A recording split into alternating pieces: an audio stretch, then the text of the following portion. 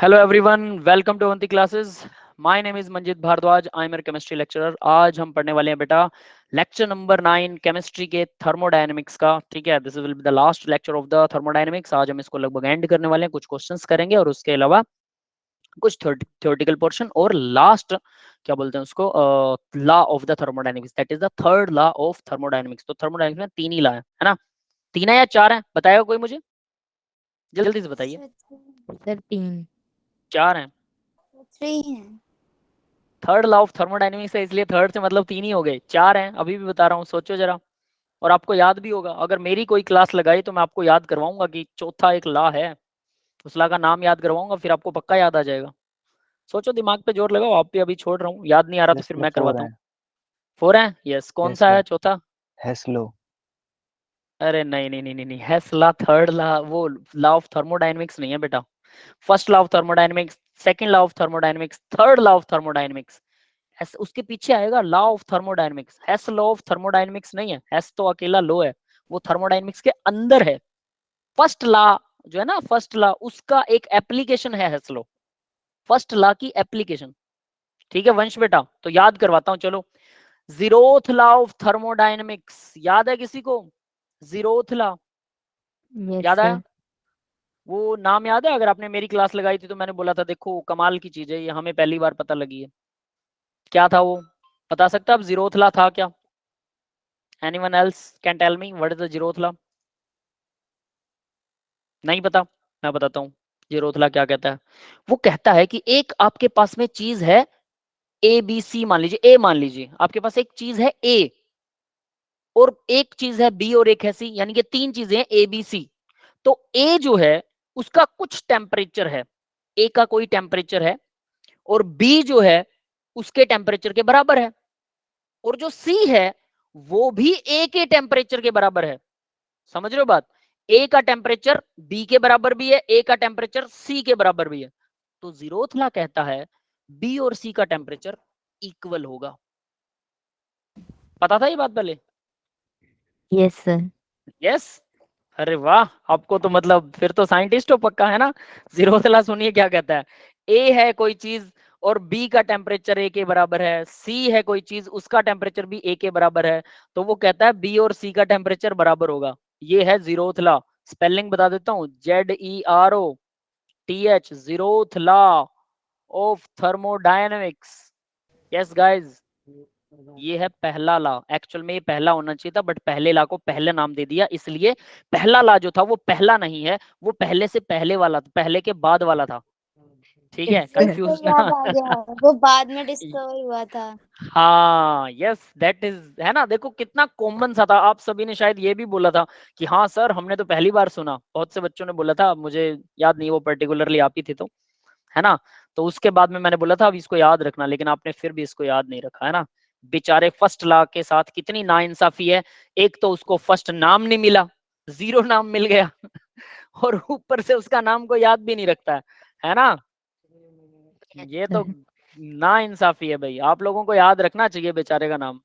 इतना तगड़ा लॉ है, आसान की कोई वैल्यू नहीं करता ना, इसी वजह से आप लोगों को लॉ याद नहीं है। सोच लो बेटा, आसान की वैल्यू नहीं है ना, दैट इज वाई।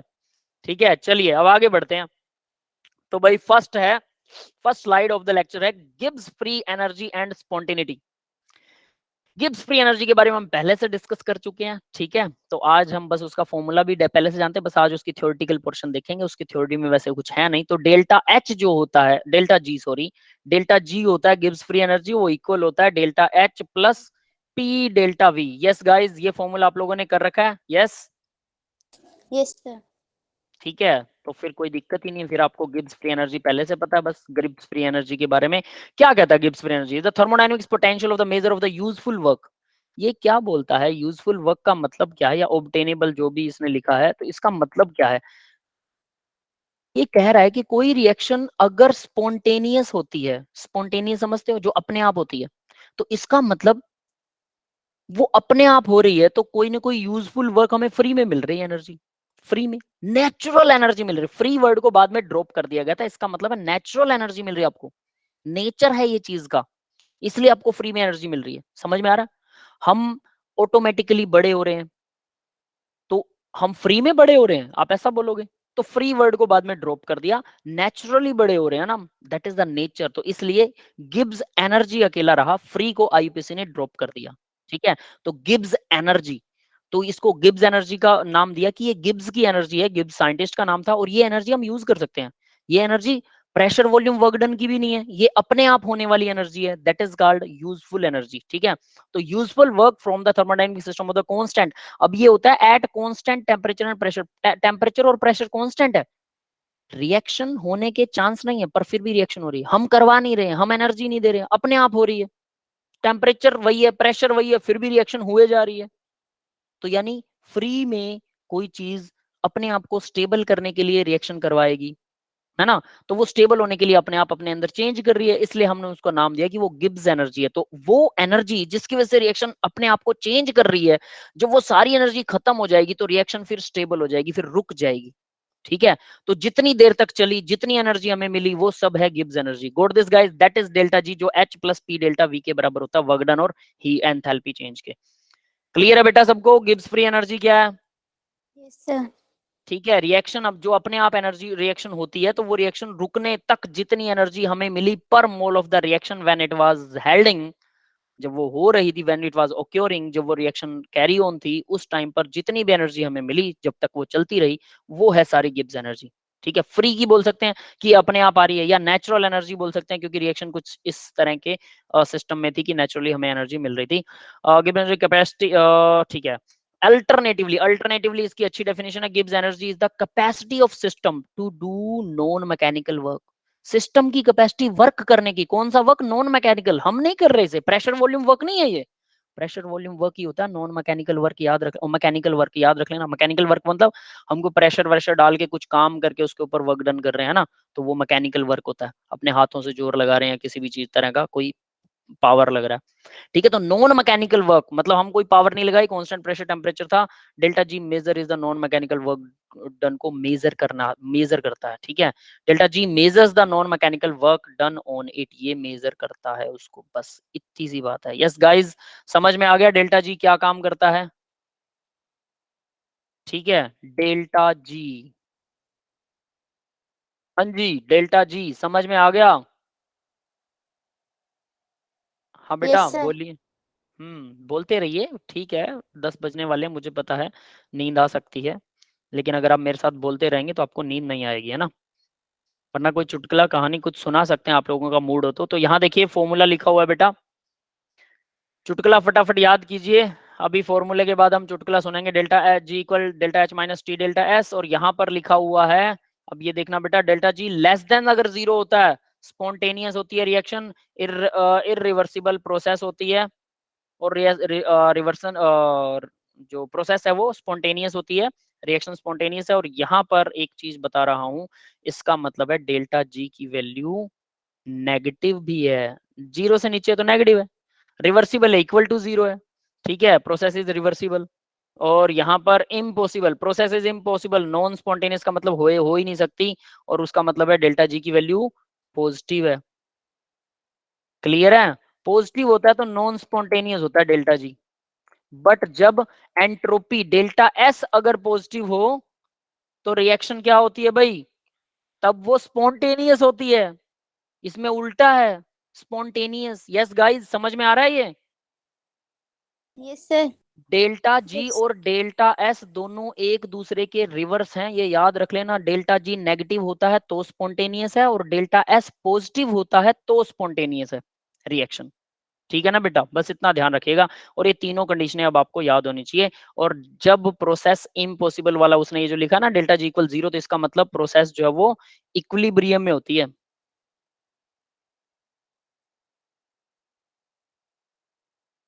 ये डेल्टा जी 0 होता है तो प्रोसेस इक्विलिब्रियम में है, याद रखना, दिस इज इक्विलिब्रियम। हाँ बेटा, ये स्लाइड सबको समझ में आ गई, हम पहले भी बात कर चुके हैं। और अच्छी बात ये है कि डेल्टा जी जो है इसका एडवांटेज है, क्या एडवांटेज है? एडवांटेज है कि ये सिर्फ सिस्टम के लिए, refer to the system only, not on the surrounding, ये सराउंडिंग के लिए रेफर होता ही नहीं है, ओनली सिस्टम के लिए रेफर होता है डेल्टा जी। ठीक है, तो सिस्टम से ही मतलब होता है, इसको सराउंडिंग से कोई मतलब ही नहीं है, डेल्टा जी के लिए सराउंडिंग फाइंड ही नहीं करते। क्यों? सिस्टम ही तो काम करता है, उसी की तो एनर्जी मापनी है। सराउंडिंग क्या काम करता है हमारे लिए? कोई काम नहीं करता। सराउंडिंग में कोई भी काम हो रहा है, अगर हम उसको ऑब्जर्व कर रहे हैं, वो सिस्टम बन जाएगा। सिस्टम हमारे लिए कोई काम कर रहा है, इसलिए उसका डेल्टा जी मेजर होता है। तो यानी कि डेल्टा जी सिर्फ सिस्टम के लिए होता है। कोई भी चीज अगर उसका हम कुछ काम मेजर कर रहे हैं तो सिस्टम के लिए कर रहे हैं, सराउंडिंग के लिए नहीं होता। यस गाइस, समझ में आ गया बेटा सबको ये? Yes, sir. Yes, sir. ठीक है, अब आगे बढ़ते हैं बेटा। नेक्स्ट स्लाइड देखते हैं। अब यहाँ पर देखिए, डेल्टा जी नेगेटिव पॉजिटिव ये वो फलाना धिमकड़ा बहुत कुछ दे रखा है, तो इसको हम वन बाय वन लेते हैं। ठीक है, मान लीजिए कि मैं इसको नाम देता हूँ प्रोसेस नंबर 1, इसको नाम देता हूँ प्रोसेस नंबर 2, इसे नाम दे रहा हूँ प्रोसेस नंबर 3, 3 में 2 पार्ट है, इसे नाम दे रहा हूँ प्रोसेस नंबर 4। ठीक है, ध्यान से देखिएगा, इन सबको हम एक एक करके समझने की कोशिश करेंगे। ठीक है, फर्स्ट प्रोसेस को देखते हैं। फर्स्ट प्रोसेस क्या कहती है? ये फॉर्मूला मेरे साथ लिखने की भी कोशिश कीजिए बेटा, आपको जल्दी समझ में आएगा ये। ठीक है, डेल्टा जी इक्वल क्या होता है? Delta H minus T delta S. ठीक है, अब इसने क्या कहा जरा पीछे देखिए। वो कह रहा है एच नेगेटिव है, एस पॉजिटिव है। एच नेगेटिव है, एस पॉजिटिव है। तो यहां पर मैंने लिखा delta G equal, H negative है, डेल्टा एच के आगे नेगेटिव लगा दिया, और एस जो है वो पॉजिटिव है, तो इसके आगे पॉजिटिव लगा दिया, पॉजिटिव डेल्टा एस। तो ये टी में थोड़ा जुड़ेगा, इसको हम ब्रैकेट में लेंगे फिर। ठीक है, अब जरा फिर से लिखें इस फॉर्मूले को। बस यही करना आपको, और कुछ नहीं करना। समझ में आ रहा है क्या बता रहा हूं मैं? प्लस माइनस माइनस हो जाएगा, टी डेल्टा एस। अब मुझे एक बात बताइए, टेम्परेचर पॉजिटिव या नेगेटिव हो सकता है क्या?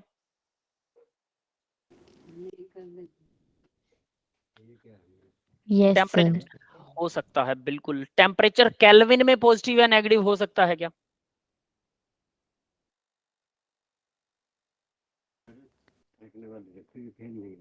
जल्दी बताइए।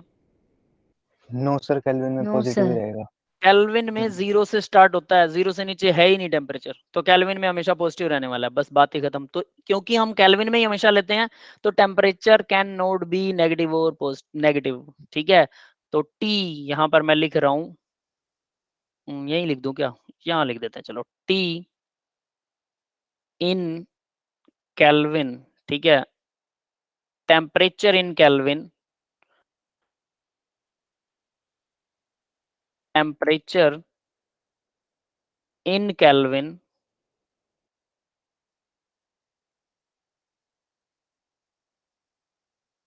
Can not be negative. ठीक है, ये वैल्यू याद रखेगा कि नेगेटिव में नहीं हो सकता टेम्परेचर जब केल्विन में होता है।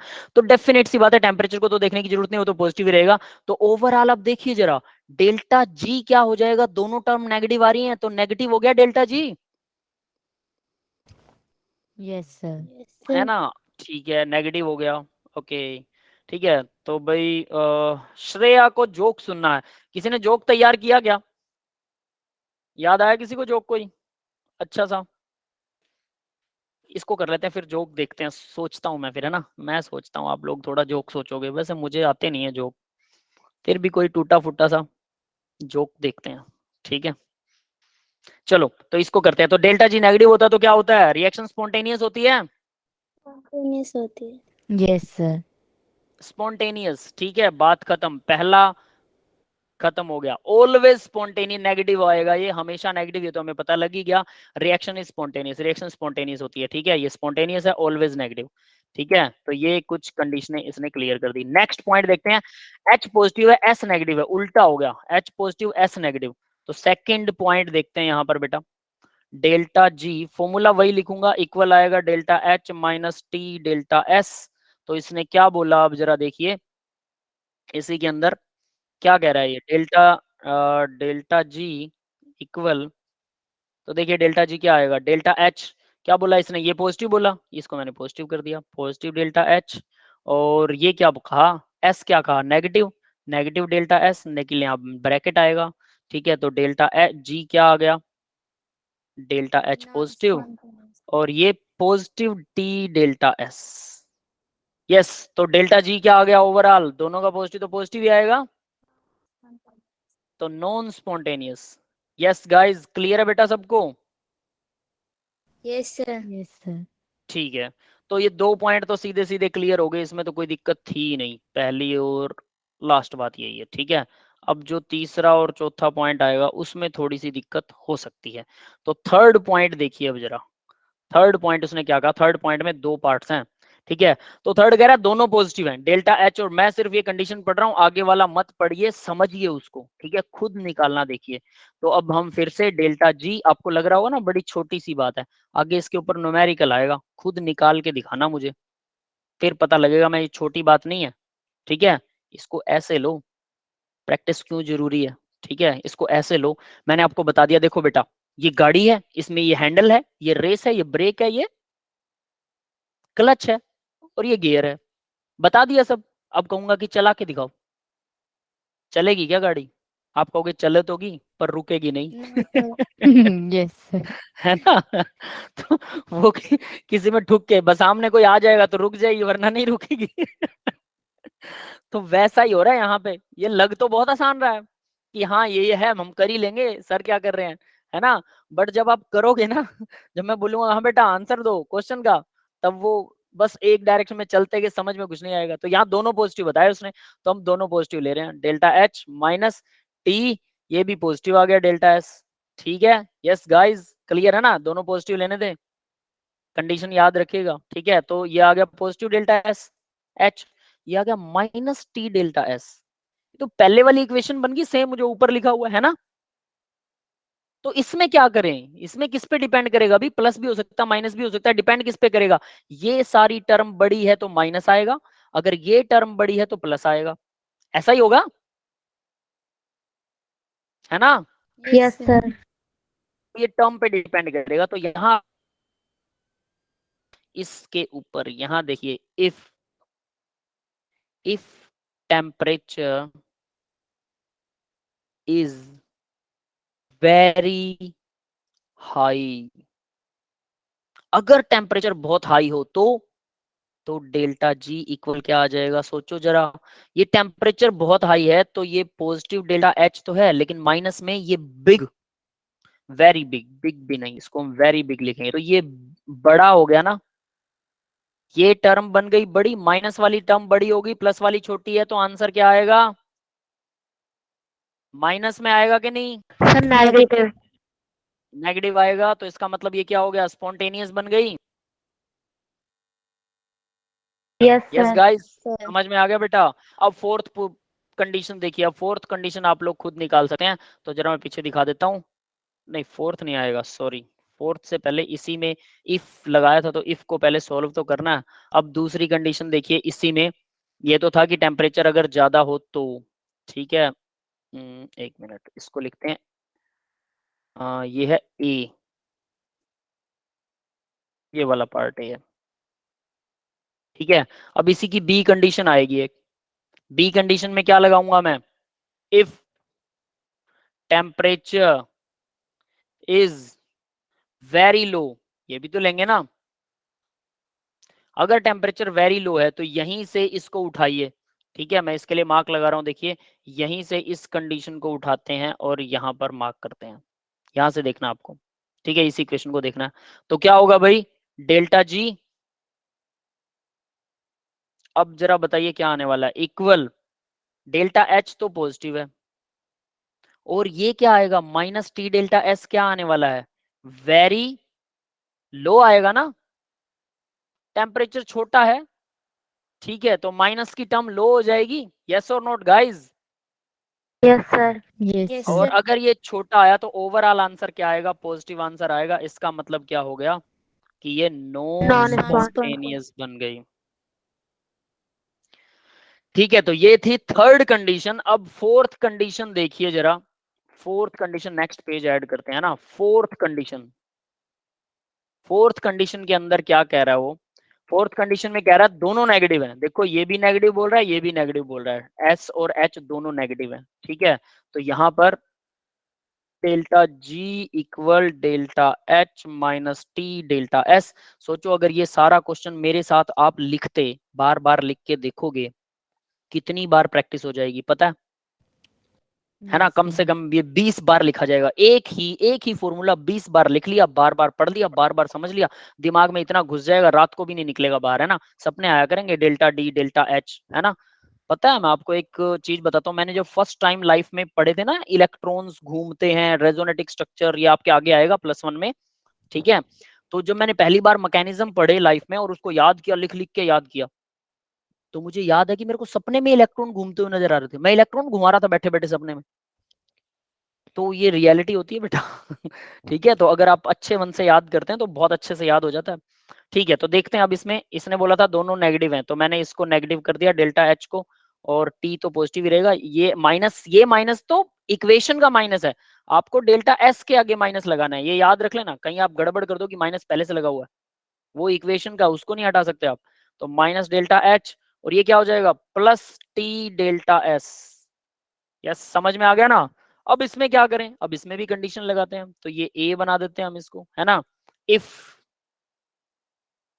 टेम्परेचर इज वेरी हाई, अगर टेम्परेचर बहुत ज्यादा है तो पॉजिटिव वाली क्या हो जाएगी, बड़ी हो जाएगी, सीधा दिख रहा है ना, negative delta H plus very big, ये वाली टर्म बड़ी हो जाएगी। तो डेल्टा जी की वैल्यू क्या आएगी, पॉजिटिव, यानी non spontaneous.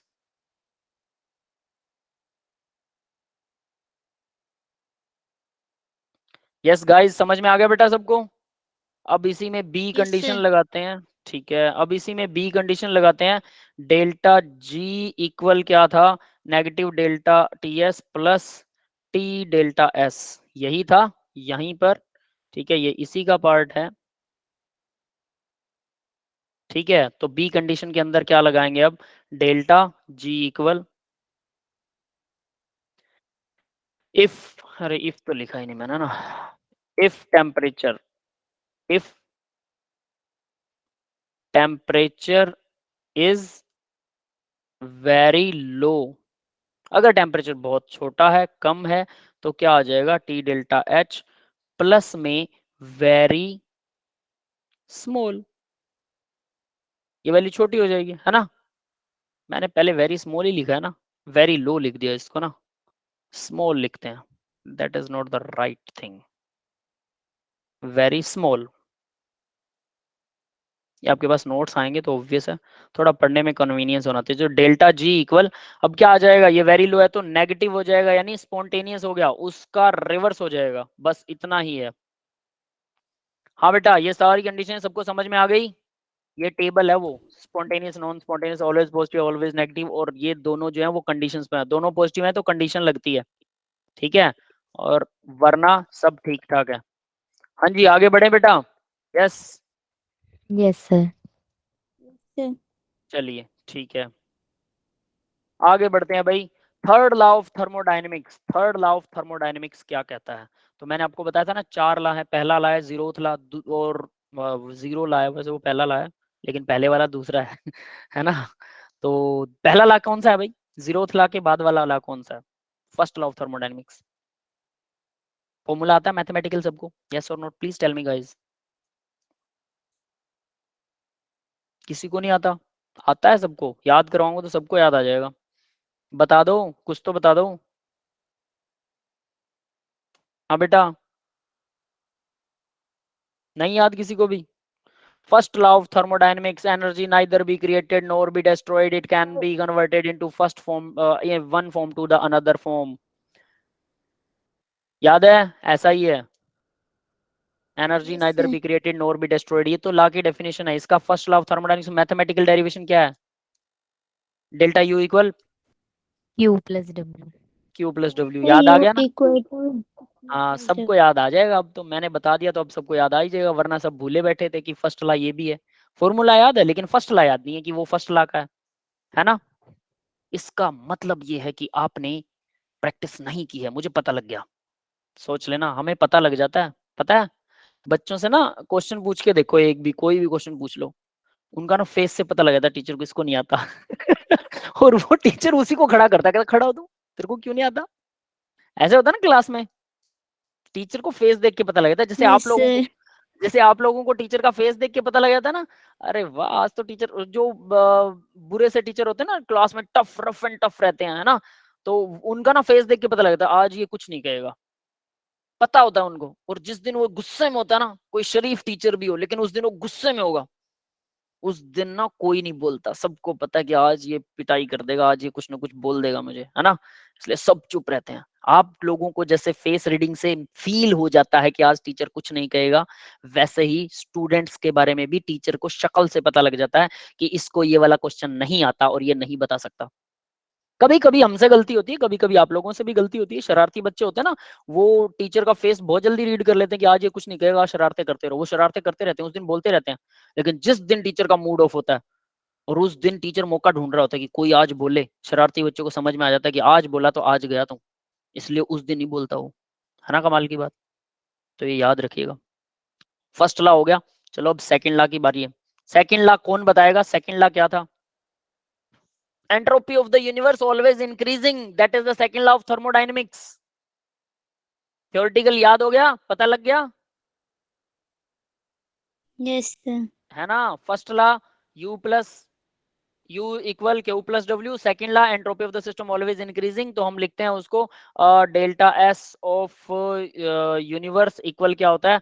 System plus surrounding, है ना, ये है ये वाला लॉ। या फिर यूं कह सकते हैं डेल्टा S इक्वल Q/T, ये भी लिख दो, एक ही बात है, ये सेकंड लॉ ऑफ थर्मोडायनेमिक्स है। यस गाइस, समझ में आ गया? Second law of thermodynamics, delta S होता है, एंट्रोपी सेकंड लॉ है, इंटरनल एनर्जी फर्स्ट लॉ है, और थर्ड लॉ क्या है वो तो मैंने करवाया ही नहीं है, वो ये है सामने, और जीरोथ लॉ आपको पता ही है सबसे पहले। तो आज के लेक्चर में तीनों लॉ हम सर डिटरमाइन कर आपकी चुके हैं। वॉइस क्लियर नहीं आ रही। वॉइस नहीं आ रही क्या? सबको मेरी वॉइस नहीं आ रही क्या बेटा? Yes sir anyone? आ रही है। आ रही है। ओके बेटा, आप या तो मीटिंग को दोबारा से ज्वाइन कीजिए या फिर 2 मिनट में आपका इंटरनेट ठीक हो जाएगा, फिर से ठीक हो जाएगी, ठीक है। ओके, तो देखते हैं भाई, अब जरा आगे बढ़ते हैं थर्ड लॉ ऑफ थर्मोडायनेमिक्स में।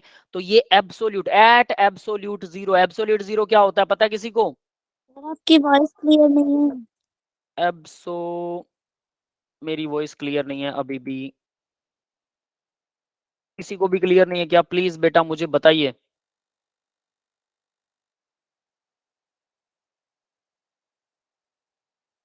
जीरो केल्विन टेम्परेचर होता है, 0 केल्विन, इसी को बोलते हैं एब्सोल्यूट जीरो।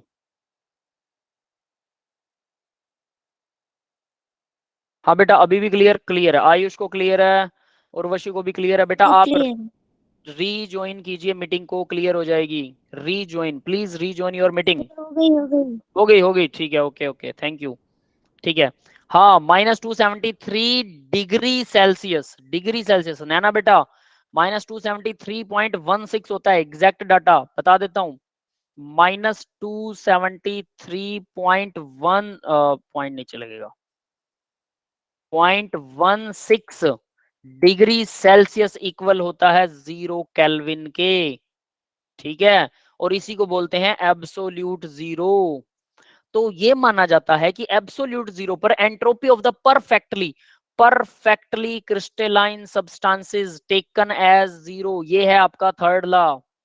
ये डेफिनेशन है थर्ड लॉ की, ऐसा कुछ है नहीं, ये थर्ड लॉ नहीं है, ठीक है, ये डेफिनेशन है थर्ड लॉ की। तो परफेक्टली क्रिस्टलाइन सॉलिड, किसी को पता है क्रिस्टलाइन सॉलिड क्या होते हैं?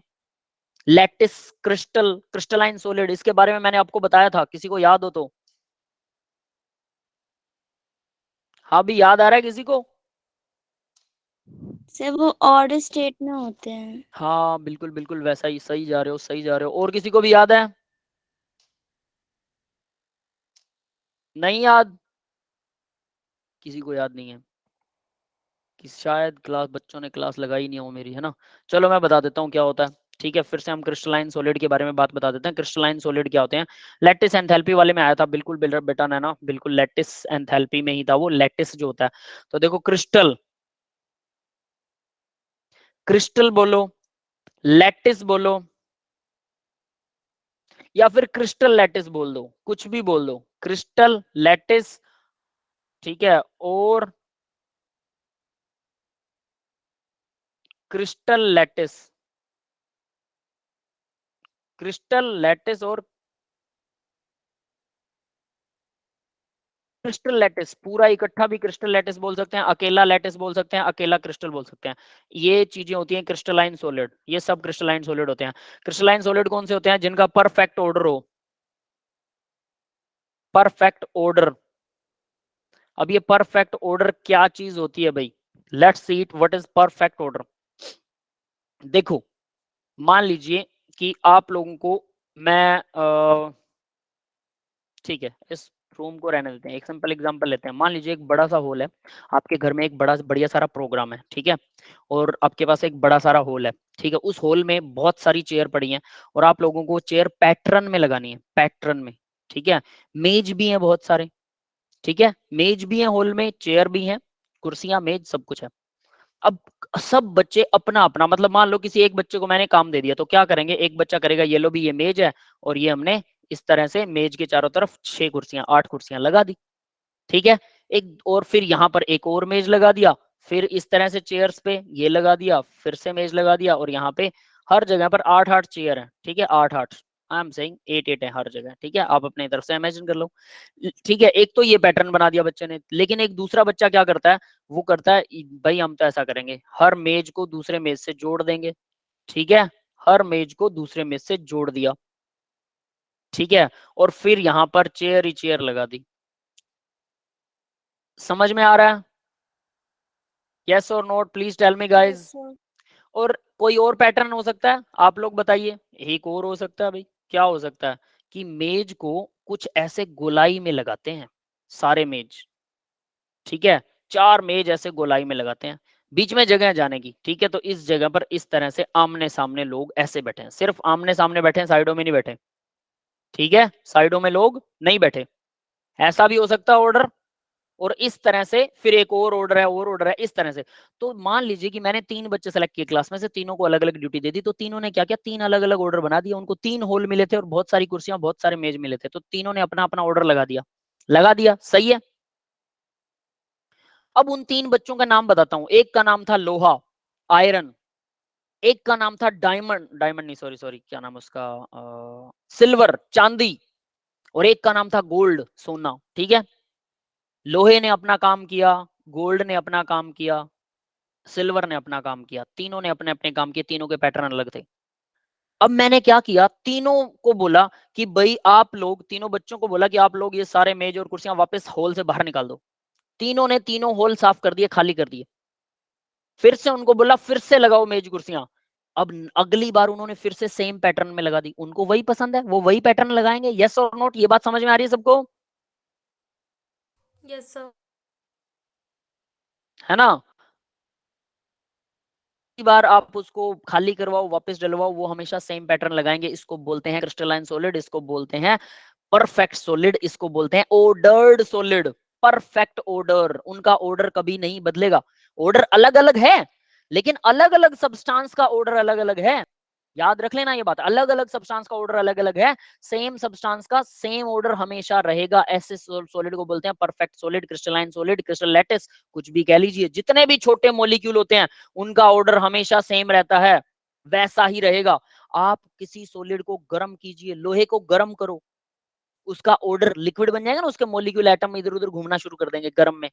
ठंडा कर दो, ठंडा कर दोगे तो सॉलिड बन जाएगा, सॉलिड बनेगा तो उसके मेज कुर्सियां ऐसे ही सेट होंगे। समझ में आ रहा है क्यों मेज कुर्सियां लगवाई हैं मैंने? हाँ बेटा, सबको समझ में आ गया?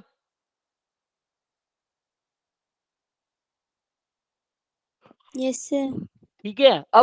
अब मैं बोलूं कि अगर मैंने गोल्ड लिया तो गोल्ड के एटम भी अपना वही वाला पैटर्न बनाएंगे जो बनाते हैं। उसको लिक्विड किया, सॉलिड किया, लिक्विड किया, सॉलिड किया, 1000 बार लिक्विड करके सॉलिड कर लिया, लेकिन उनका पैटर्न वही रहता है, अंदर से उसके मॉलिक्यूल वैसे ही सेट होंगे। हाउल को खाली करवाओ, भर दो, हमेशा उन बच्चों का पैटर्न वैसा ही रहेगा, क्योंकि उनको वो पैटर्न पसंद है। लेकिन अब बात करते हैं, ये तो होते हैं क्रिस्टलाइन सॉलिड। सबको समझ में आ गया ना क्रिस्टलाइन सॉलिड क्या है? आगे बढ़े? Yes sir. ठीक है। अब ये याद करने का मैटर नहीं है, समझने का मैटर है। समझ लीजिए अच्छे तरीके से, याद हम +2 में करेंगे। ठीक है। अब आगे देखिए, आगे देखिए, नॉन क्रिस्टलाइन सॉलिड क्या होते हैं? जो क्रिस्टलाइन नहीं है उनको शूडो भी बोलते हैं। PU, PE होता है, PSU होता है, PSU, PSEU। PSE होता है। हाँ, PSEU, शूडो। ठीक है, that is the spelling of pseudo is this one. तो देखिए ये सूडो सॉलिड, तो सूडो सॉलिड कौन से होते हैं? नकली सॉलिड, जिनका ऑर्डर परफेक्ट नहीं होता। अब कुछ बच्चे ऐसे भी होंगे जो बोलेंगे कि सर ने फालतू में काम दे रखा है, ऐसे ही मेहमान अपने आप कुर्सियां उठा के अपने आप लगा लेंगे, जहां उनको बैठना है बैठ जाएंगे, हमें क्यों टेंशन दे रहे हो, कुर्सियां अंदर रखी हुई हैं, अपने आप लगा लेंगे वो, है ना। तो वो बच्चे फिर भी अगर उनको जबरदस्ती कह दिया तो वो बच्चे क्या करेंगे? कोई भी कुर्सी कहीं भी उठा के रख दी, मेज कहीं पड़ा, कुर्सी कहीं पड़ी है, उन्होंने बस ना हॉल में लाके भर दिया सब कुछ, सारी कुर्सियां सारे मेज भर दिए, इधर उधर पड़े हुए हैं, उनको कोई परवाह नहीं है। तो ऑर्डर अच्छा नहीं है, पर मान लेते हैं कि इनका ऑर्डर यही है, इन बच्चों का सेम ऑर्डर है, ऐसा ही है। अब मैंने उन बच्चों को बोला हॉल को खाली करो, उन्होंने खाली कर दिया।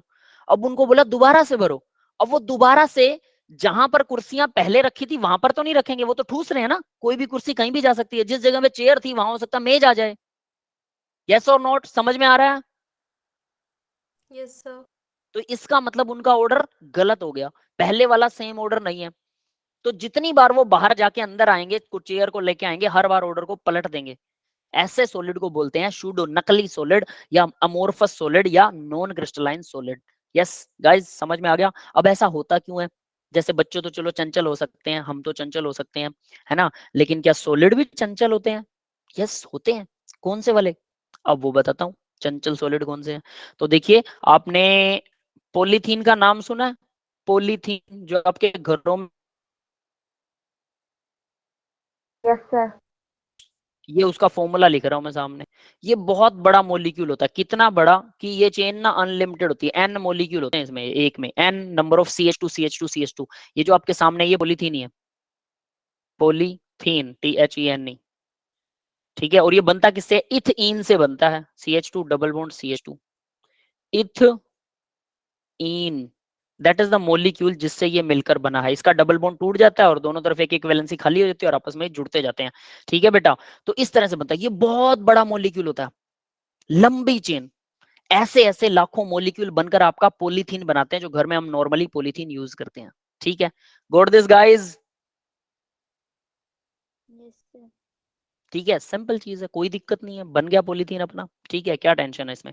अब ये पॉलीथीन के मॉलिक्यूल को जब हम ठंडा करते हैं, ये ऑर्गेनिक वाला चैप्टर है नहीं बेटा, रौनक बेटा, ये ऑर्गेनिक वाला चैप्टर नहीं है, सिर्फ एक चीज समझा रहा हूँ, ठीक है, उसके लिए ये मैं करवा रहा हूँ पॉलीथीन, ठीक है। ये आपके आगे आएगा, डोंट वरी, ये +1 में ही आएगा आगे, पॉलीमर क्या होते हैं, ठीक है, वो आ जाएगा, तो उसमें भी डेफिनेशन में करोगे, याद नहीं करना है, ये याद नहीं करना आपको, जस्ट समझने के लिए है। याद हम +2 में करेंगे या ऑर्गेनिक में करेंगे, यहाँ नहीं करेंगे, ठीक है। यहाँ सिर्फ समझा रहा हूँ कि मैं बोलूँ कि बेटा और क्रिस्टलाइन सॉलिड, तो आपको पता हो हाँ सर हम जानते हैं, बस इतनी सी बात चाहिए, सिर्फ इतना हाँ भरना है और कुछ नहीं, उसके लिए इतनी सारी कहानी राम कहानी सुना रहा हूँ, ठीक है। तो देखिए क्या होता है, तो पॉलीथीन क्या होता है भाई, यानी एक पॉलीमर होता है, बहुत बड़ा मॉलिक्यूल होता है। तो ऐसे बड़े बड़े मॉलिक्यूल जब एक लेयर के ऊपर दूसरी लेयर जमेगी, जब इन इन बड़े बड़े मॉलिक्यूल्स को बोलूंगा कि परफेक्ट ऑर्डर में जम जाओ, तो कोई एक मॉलिक्यूल भी अगर हल्का सा टेढ़ा हो गया, सोचो जरा, कोई एक मॉलिक्यूल भी ऐसे हो गया, हल्का सा ऐसे हो गया, तो वो नीचे वाले मॉलिक्यूल को ऐसे कर देगा, दूसरा मॉलिक्यूल हो सकता है ऐसे हो जाए, ठीक है, तीसरा मॉलिक्यूल हो सकता है वो इस तरह से ऐसे करके ऐसे हो जाए, तो यहाँ पर गैप ज्यादा रह गया, यहाँ गैप ज्यादा है, यहाँ ये यहाँ पर फिर हो सकता है चौथा मॉलिक्यूल सीधा आ जाए, तो यहाँ पर गैप ज्यादा हो गया। ये समझ में आ रहा है सबको? हाँ जी। Yes sir. तो इस वजह से सारा ऑर्डर ऊट पटांग हो गया।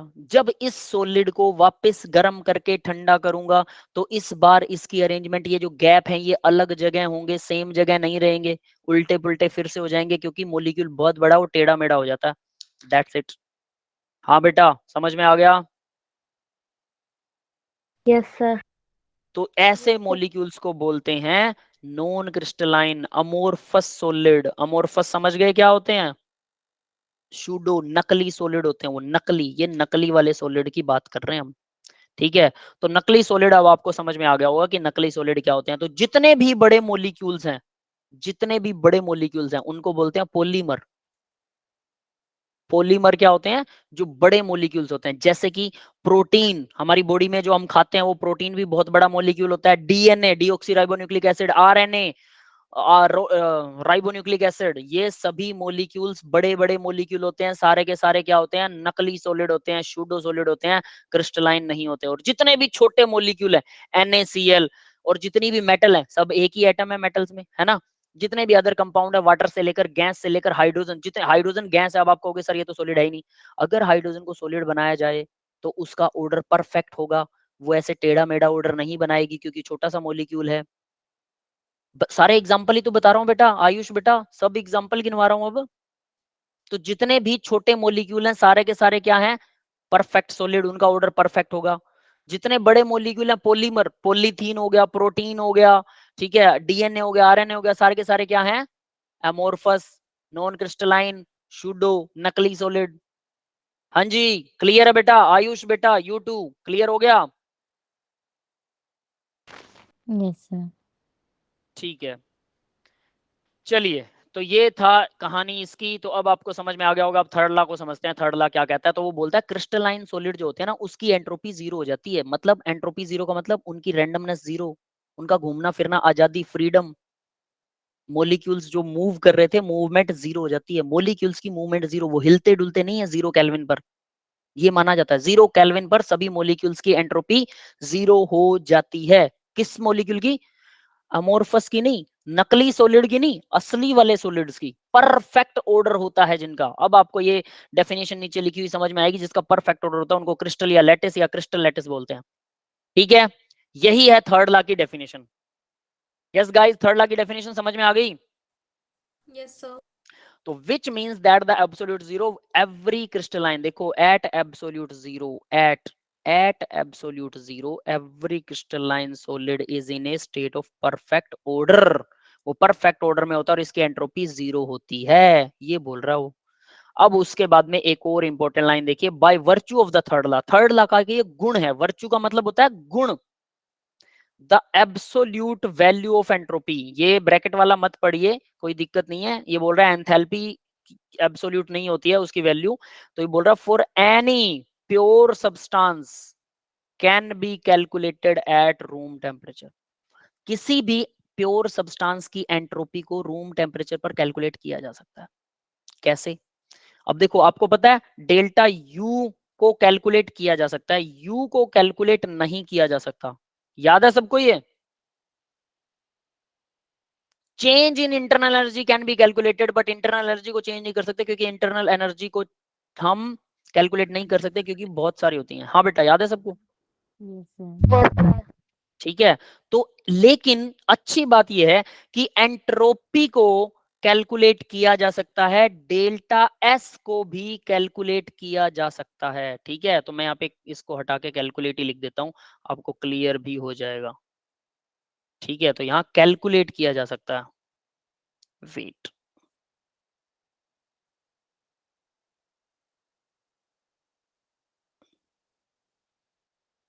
ये क्या हो गया भाई?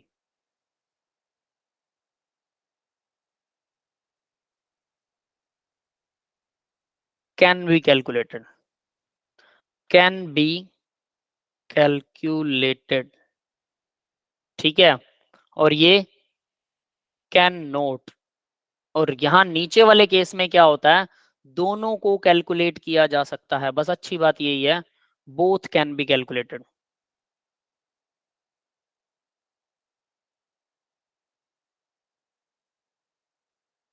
यस गाइस, समझ में आ गया बेटा ये सबको? Yes sir. ठीक है, तो क्यों कैलकुलेट किया जा सकता है? क्योंकि देखो, जीरो केल्विन पर हम क्या मानते हैं, एंट्रोपी सिस्टम की जीरो मानते हैं। तो जीरो केल्विन पर कैलकुलेट तो कैलकुलेटेड है ऑलरेडी वैल्यू, और जीरो से ऊपर या नीचे तो हम कैलकुलेट कर ही लेंगे, फिर उसका चेंज तो कैलकुलेट हो ही जाएगा, है ना? तो यहाँ वो देखो नीचे यहाँ क्या लिखा हुआ है, एस टी। एस टी का मतलब क्या हुआ भाई? Entropy at temperature T minus entropy at temperature zero kelvin. Zero kelvin पे तो जीरो होती है, तो टी में से जीरो केल्विन यानी चेंज कैलकुलेट कर लिया, बट चेंज जीरो में से माइनस करेंगे तो वो तो सेम रहेगा। तो इसलिए टी टेम्परेचर पर एंट्रोपी कैलकुलेट की जा सकती है। और वो कैसे कैलकुलेट होती है? Integration of temperature zero to T Q by T, that is it. Yes guys, समझ में आ गया सबको? Yes sir. ये थर्ड लॉ का फॉर्मूला है, बस ये फॉर्मूला है, आपको ये याद करना है और कुछ नहीं है। सर बॉन्ड डिसोसिएशन कब बॉन्ड एंथैल्पी से इक्वल होगा ये बता दो। ठीक है बेटा, 1 मिनट में बताता हूँ। ठीक है, तो ये था आपका थर्ड लॉ भाई। ये पूरा पैराग्राफ आप याद रखना, आपको मतलब एक डेफिनेशन है, एक फॉर्मूला है बस, और उसका मतलब क्या वो मैंने नीचे समझाया। ठीक है, अब हम बात लेते हैं एक रौनक ने एक क्वेश्चन पूछा है कि बॉन्ड डिसोसिएशन कब बॉन्ड एंथैल्पी के इक्वल हो जाता है। सिंपल है, बॉन्ड एंथैल्पी क्या होती है सोचो। डिसोसिएशन क्या होता है? बॉन्ड का टूटना। H2 को अगर मैं 2H के बराबर कर रहा हूं तो बॉन्ड डिसोसिएशन एंथैल्पी होगी है। और आपने क्या पूछा? Bond dissociation enthalpy bond enthalpy की बोलो। बॉन्ड डिसोसिएशन कब बॉन्ड एंथैल्पी के बराबर होता है? ये बॉन्ड एंथैल्पी है बॉन्ड डिसोसिएशन। यहां हमने हाइड्रोजन हाइड्रोजन का बॉन्ड तोड़ दिया तो हाइड्रोजन हाइड्रोजन के बीच में 2H हो गए, तो ये बॉन्ड डिसोसिएशन भी है, डिसोशिएट हो रहा है बॉन्ड, और बॉन्ड एंथैल्पी भी है। ये एक बॉन्ड को तोड़ने में जितनी एनर्जी लगी, बॉन्ड एंथैल्पी भी है, बॉन्ड डिसोसिएशन भी है, दैट इज सेम होगा। अगर मॉलिक्यूल सिर्फ एक ही हो तो वो दोनों हमेशा बराबर रहेंगे, बॉन्ड डिसोसिएशन और बॉन्ड एंथैल्पी। ठीक है, अब बॉन्ड डिसोसिएशन और बॉन्ड एंथैल्पी कब बराबर नहीं होता? मान लो यहां हम बात कर रहे हैं CH4 की, और मैंने इससे बना दिया C अलग और 4H अलग, तो ये बॉन्ड डिसोसिएशन बॉन्ड डिसोसिएशन है या बॉन्ड एंथैल्पी है? ये दोनों के दोनों इसके बराबर नहीं होंगे, वो तो दोनों एक ही चीज होती है, बॉन्ड डिसोसिएशन एंथैल्पी या एंथैल्पी बॉन्ड एंथैल्पी।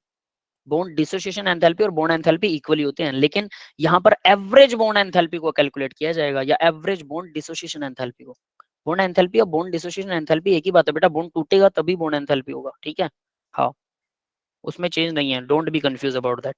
नेक्स्ट देखते हैं। हाँ भाई, अब आपके सामने एक ना क्वेश्चन है, सिर्फ क्वेश्चन रह गया हमारे सेशन में, फटाफट क्वेश्चंस को कवर करते हैं। ठीक है, विद इन 5 to 7 मिनट और हमारा क्लास ऑफ हो जाएगा। तो देखिए पहला क्वेश्चन क्या कहता है, for the gas face reaction, gas face की एक रिएक्शन है PCl5। ठीक है, गैस है ये, और यहाँ इक्विलिब्रियम में दिखा रखा है, इधर भी जारी रिएक्शन इधर भी जारी है, इसका मतलब होता है हाफ एडेड एरर इधर है, हाफ इधर है, यानी इक्विलिब्रियम में है रिएक्शन, लेफ्ट राइट दोनों तरफ चल रही है। ठीक है, और Cl2 ये गैस, दो गैस बन रही है। वो कह रहा है which of the following condition are correct, delta H 0 है, डेल्टा S ग्रेटर देन 0 है, ये सब बताना है।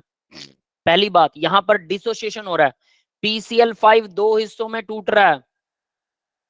हाँ जी, क्लियर है, PCl5 दो हिस्सों में टूट रहा है।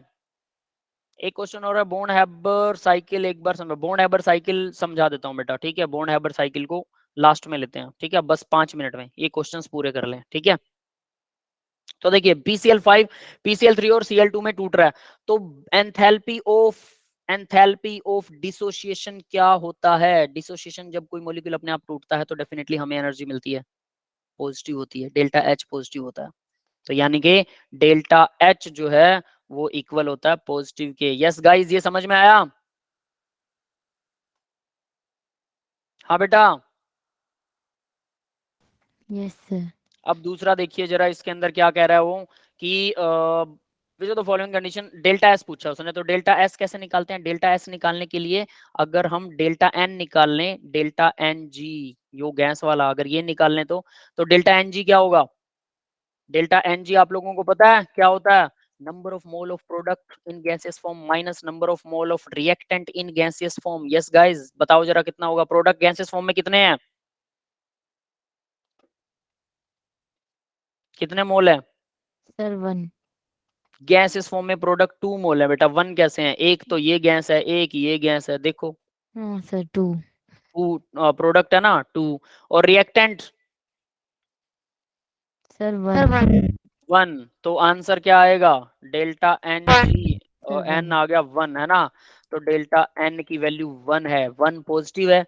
तो अगर डेल्टा एन पॉजिटिव हो, नंबर यानी कि एंट्रोपी सिस्टम की बढ़ रही है ना, तो यानी कि इसका मतलब डेल्टा एस क्या होगा? तो ये डेल्टा एस भी पॉजिटिव होने वाला है, दिस विल बी पॉजिटिव। ये समझ में आ गया भाई, ये पॉजिटिव होगा, that is the yes answer. Sir. तो अब जरा आंसर ढूंढ लो मेरे को, आंसर आप बताओगे अब। सर थर्ड वाला। डेल्टा एस पॉजिटिव क्यों है? वो इस वजह से डेल्टा एस पॉजिटिव है, थर्ड वाला। एच की वैल्यू लेस देन 0, एस 0 से छोटा है, एच नहीं बड़ा है, पॉजिटिव है, बड़ा है, सेकंड वाला होगा। डेल्टा एच पॉजिटिव बड़ा है, डेल्टा एस भी बड़ा है, दोनों सेकंड। यस बेटा, यस सर। समझ गए सभी? Second is the right answer. दोनों पॉजिटिव है, दोनों जीरो से बड़े हैं, बस बात खत्म। देखिए भाई, delta S positive, delta H भी जीरो से बड़ा है, दोनों आंसर मिल गए सबको। ये पॉजिटिव आप लोगों ने निकाला था, डेल्टा एन इक्वल, है ना। और यहाँ पर द रिएक्शन होता है डीकंपोजिशन रिएक्शन है, ये डिकम्पोज हो रहा है, डिसोशिएट हो रहा है, टूट रहा है ना, डीकंपोज होना, टुकड़ों में टूटना। We know decomposition reactions are endothermic. Endothermic का मतलब होता है डेल्टा एच इक्वल पॉजिटिव होता है। यस बेटा, समझ में आ गया सबको? यहां से एक लाइन सीखने को मिली कि हमें ये लाइन याद रखनी है कि एंडोथर्मिक रिएक्शंस मतलब पॉजिटिव, और डीकंपोजिशन रिएक्शन मतलब एंट्रोपी और enthalpy of the reaction positive, मतलब हमें मिलेगी एनर्जी। जब कोई चीज टूटती है दो टुकड़ों में तो हमें एनर्जी मिलती है। ठीक है, ठीक है, अब आगे बढ़ते हैं बेटा। इलिस्ट्रेशन नंबर 3 है फॉर द रिएक्शन ए से बी बन रहा है बेटा, यू दे रखा है, एस दे रखा है, हेंस डेल्टा जी को कैलकुलेट करना है। अभी डेल्टा जी क्या होता है? Delta G equal delta H minus T delta S, यही होता है formula. Delta G calculate Gibbs करना है। Energy. Yes sir. Gibbs energy बेटा, तो गिब्स एनर्जी कैलकुलेट करने हैं। Delta H equal delta H minus T delta S, T दे रखा है क्या? Yes sir. 300 केल्विन बिल्कुल दे रखा है। फिर ये सम मेरे को करवाना चाहिए क्या? बताओ, नो सर। है ना, वैल्यू तो भरनी है, ये तो कर ही सकते हो। चलो मैं वैल्यू भर देता हूँ, मल्टीप्लाई डिवाइड आप कर लेना। डेल्टा एच इक्वल, कहाँ पर है डेल्टा एच? मेरे साथ साथ लिखो ना तो आपको ये बड़े आसानी से आ जाए। अरे डेल्टा एच तो है ही नहीं सोचो, डेल्टा यू है इसमें तो इसको डेल्टा एच की वैल्यू भरी जाएगी इसमें। Delta H equal delta U and delta U plus Q plus P delta H होता है ना, तो delta N G R T, yes guys, minus T delta S. ये फॉर्मूला किसके लिए है? एच के लिए। डेल्टा एच की जगह पर ये भर सकते हैं ना। हाँ बेटा, समझ में आया सबको? यस, क्लियर है? Yes sir. अभी सारी वैल्यूज भर सकते हो। डेल्टा यू की वैल्यू कितनी है? 2.1 किलो कैलोरी है। किलो कैलोरी को ना 10⁻³ से मल्टीप्लाई कर दो, 10⁻³ से 1000 से, तो कैलोरी बन गया। और आर की वैल्यू अब आपको या तो 2 भरनी पड़ेगी, 2 कैलोरी, या फिर आप इसको 8.314 भरना चाहते हैं तो क्या करें, इसको फिर से 4 यानी 1 कैलोरी इक्वल होता है 4.184 जूल। ये टर्म याद रखनी है, ये मैं आपसे अगली बार पूछूंगा, याद रख लेना। कहीं आप लोग सोचो कि मैं हर बार आपको लिख के दूंगा, ठीक है, पेपर में लिखी हुई नहीं आएगी, पेपर में आपको खुद को आना चाहिए। और अगर आपके नंबर कम आते हैं ना पेपर में, तो इसका मतलब मुझे डूब के मर जाना चाहिए कि आपको ये छोटी छोटी चीजें आ नहीं रही हैं और मैं करवा रहा हूं, तो आपके पढ़ने से नहीं, आपके खुद के पढ़ने से, लिखने से आएगा। इसलिए बोलता हूं मेरे साथ जब भी लेक्चर लगाएं, किसी भी टीचर के साथ लगाएं, नॉट ओनली विद मी, आप पेन और नोटबुक लेके बैठिए, बहुत आसानी से आपका आंसर निकलेंगे। ठीक है, तो देखें इसको क्या निकलेगा। तो ये हम ये भर लेते हैं प्लस में एनजीआरटी, एन की वैल्यू क्या भरें भाई? ए लिक्विड है और एरो लग के 2b बन रहा है, गैस बन रहा है। ठीक है, डेल्टा एन कितना आएगा बताओ बेटा? प्रोडक्ट, प्रोडक्ट कितने हैं? 2 मोल, माइनस रिएक्टेंट कितने हैं बताइए? Sir reactant 1। कितने? 0, रिएक्टेंट 0 है। बताओ कैसे? बताएगा कोई कैसे? सर वो लिक्विड में इसलिए। Yes yes yes, that is the thing I want to hear, ये मैं सुनना चाहता हूँ बेटा, इसलिए कहता हूँ नोटबुक ले लो, एक बार लिख लोगे फिर आपको याद ही रहेगा। बार बार भूल जाते हो ना इन चीजों को, तो इसका रीजन यही है, नोट ऑफ प्रैक्टिस। तो डेल्टा एन की वैल्यू कितनी आ रही है? 2 आ रही है। आर की वैल्यू 2 पुट करेंगे, क्यों पुट करेंगे भाई? 2 कैलोरी, क्योंकि हम यहाँ कैलोरी ले रहे हैं, कैलोरी 2 कैलोरी। टी की वैल्यू 300 केल्विन उसने दे रखी है, माइनस में टी की वैल्यू 300 केल्विन उसने दे रखी है, मल्टीप्लाई में डेल्टा एस की वैल्यू कितनी दी है? 20 कैलोरी, तो 20 कैलोरी है, 20 किलो कैलोरी नहीं है, सिर्फ कैलोरी है। तो इसको 1000 से मल्टीप्लाई नहीं करेंगे। और ये यू इसने खुद दे रखा था, ये यू की वैल्यू है। यस गाइस, सारी वैल्यू भर दी मैंने, डेल्टा जी निकाल लोगे? हाँ बेटा, Yes, sir. बस कैलकुलेशन अब तो मैं इसको छोड़ रहा हूँ, यहीं पे छोड़ रहा हूँ, या आप करेंगे, ठीक है, चॉइस इज योर्स।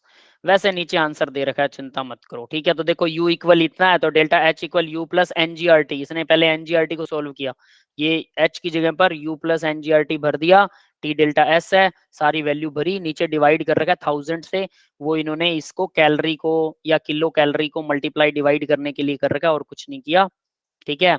तो R इक्वल 2 कैलोरी लिया है इसने, R की वैल्यू आप जूल ले सकते हो, वो 8.314 जूल पर केल्विन पर मोल वाला ले सकते हो, बट अगर ऐसा करोगे तो कैलोरी को जूल में कन्वर्ट कर लेना, क्या आएगा 4.184 जूल से मल्टीप्लाई करनी पड़ेगी कैलोरी को, ठीक है, दैट्स इट। और आंसर आएगा -2.70।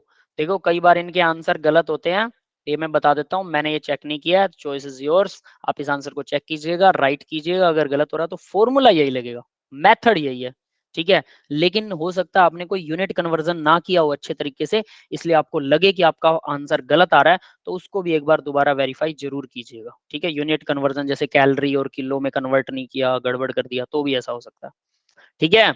आगे बढ़ते हैं, नेक्स्ट क्वेश्चन देखो, assuming delta HR is independent to the temperature, at which temperature will be the reaction given become spontaneous, कौन से टेम्परेचर पर रिएक्शन स्पॉन्टेनियस हो जाएगी, ये पूछा उसने। तो देखो भाई, डेल्टा H दे रखा है, डेल्टा S हम निकाल सकते हैं, ये देखो, ये नाइट्रोजन का S दे रखा है, ऑक्सीजन का दे रखा है, और NO का दे रखा है, ठीक है। तो डेल्टा S, डेल्टा रिएक्शन का S क्या होता है, प्रोडक्ट का S, ठीक है, delta S of product minus delta S of reactant. Yes guys, clear है ये? हाँ बेटा, निकाल सकते हो, प्रोडक्ट का कितना है 210.5 माइनस रिएक्टेंट का कितना है, वैल्यू बताओ मेरे को, सब सो गए क्या guys, are you there? Yes sir. Yes, sir. दोनों रिएक्टेंट को जोड़ दिया, टोटल रिएक्टेंट का माइनस हो गया प्रोडक्ट में से, तो डेल्टा एस आर की वैल्यू आ गई, entropy of the reaction, product minus reactant, quote this.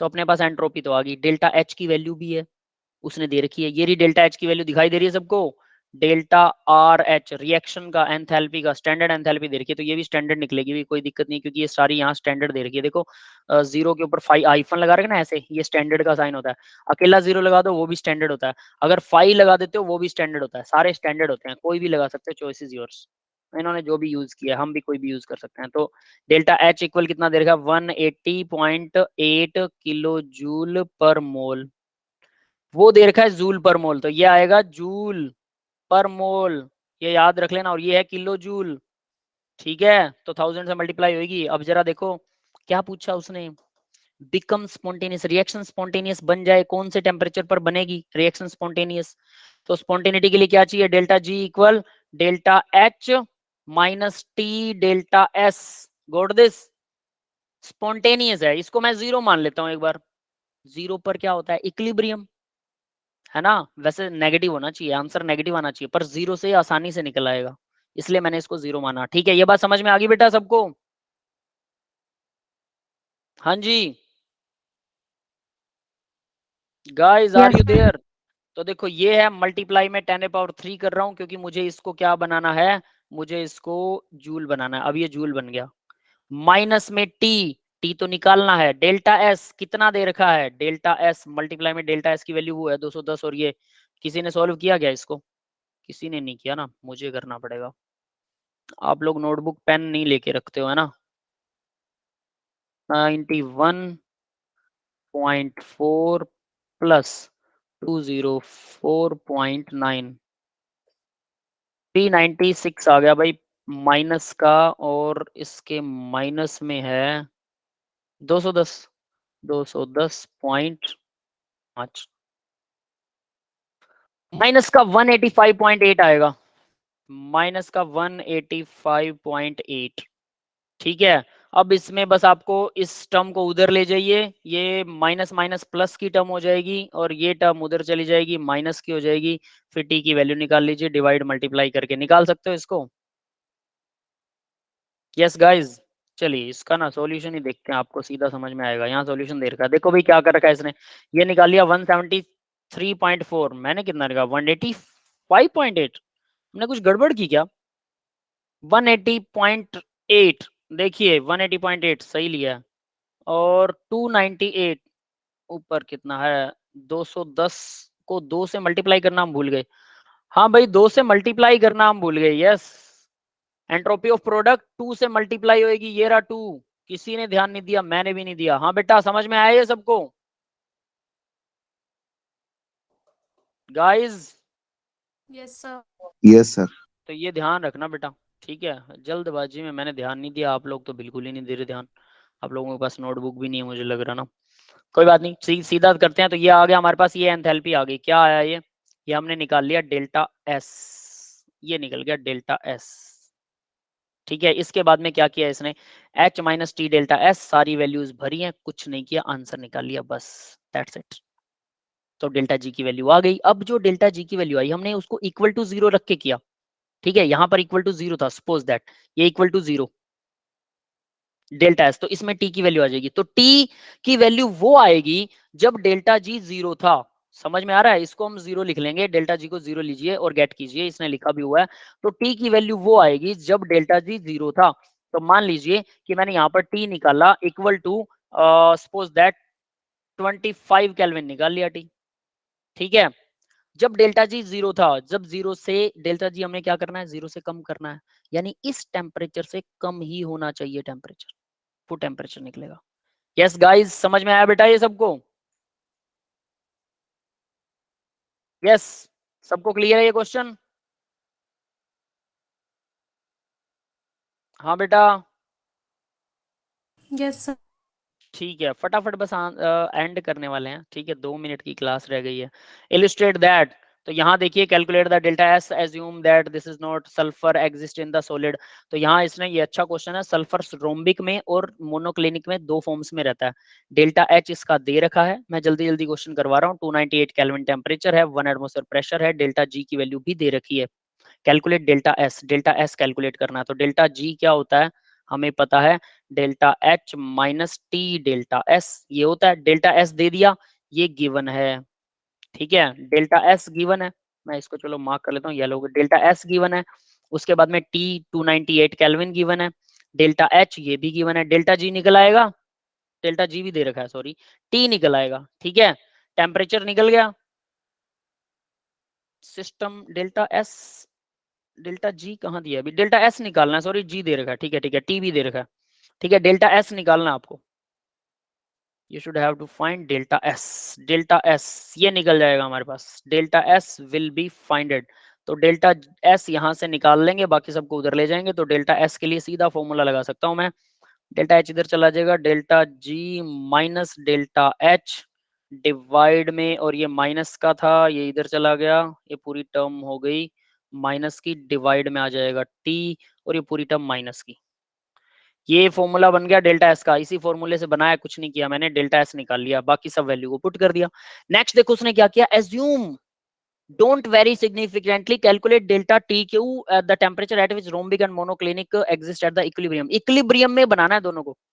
Equilibrium में कब होंगे, जब डेल्टा जी की वैल्यू 0 हो जाएगी, तब आपको टेम्परेचर निकालना है। तो जो एस निकाला था वो यहीं पर भर देना, और टेम्परेचर की वैल्यू को फाइंड कर लेना, डेल्टा जी की वैल्यू 0 भर के। कैसे दिखा देता हूं, नेक्स्ट एंड नेक्स्ट।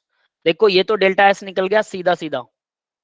इसके बाद इन्होंने क्या किया, delta S equal 0, entropy, entropy 0, delta G 0 होना चाहिए, डेल्टा रुकिए, टी की वैल्यू दे रखी है delta H divide by delta S equal to this one. तो यानी इसने क्या किया, delta G equal delta H minus T delta S, G की वैल्यू ली 0, इक्विलिब्रियम पर 0 होता है जी, और delta H minus T delta S, इसको इस तरफ ले आए, टी डेल्टा एस इक्वल आ गया डेल्टा एच, और आपको निकालना क्या, टी निकालना है। तो यहां पर आ जाएगा T equal delta H divided by delta S.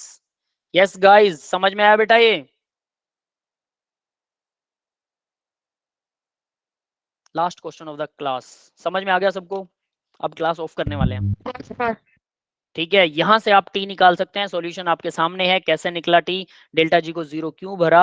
At equilibrium, उसने इक्विलिब्रियम पर कहा था कि दोनों इक्विलिब्रियम पर आ जाएंगे। Delta at equilibrium delta G equal 0, ये वैल्यू डेल्टा जी की वैल्यू 0 है, तो मैंने ये 0 भर दिया। That's all for the today's lecture guys. मैं यहाँ पर इसकी रिकॉर्डिंग बंद कर रहा हूँ बेटा। अब अपने डाउट बताइए फटाफट।